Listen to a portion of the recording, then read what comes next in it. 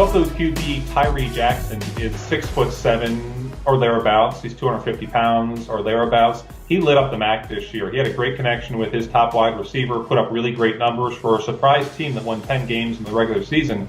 NFL teams have to look at a guy his size with his arm strength, his athleticism, and like what they see. Clearly, he's not in the top 5, perhaps, of draft-eligible prospects at the position.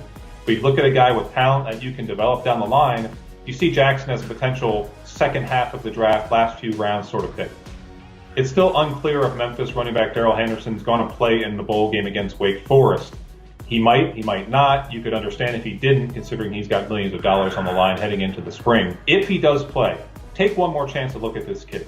He almost went for 2,000 on the season. He's averaging 8+, almost 9 yards per carry. Insane numbers, insane totals from the great offenses in college football. He's just worth the price of admission, certainly if you're sitting on your couch to watch a guy who's going to be on an NFL squad next year as a guy who could even be starting in the NFL as a rookie. Zach Allen for BC is a really big boy. I mean, he's one of those NFL guys that you can just look at and realize, hey, this guy's going to play in the league for quite some time. He's got the build, he's got the size, he's got athleticism.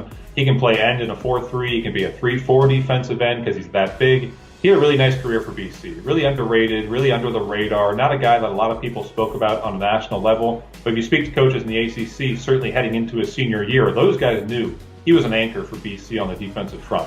Duke quarterback Daniel Jones is one of those on-the-fence NFL draft prospects, not in terms of whether he will play in the NFL, but simply whether he will go to the NFL after this season. In terms of his ability, clearly an NFL quarterback. I mean, he played for David Cutcliffe at Duke. Cutcliffe, among other guys, has developed Peyton Manning and Eli Manning, among others.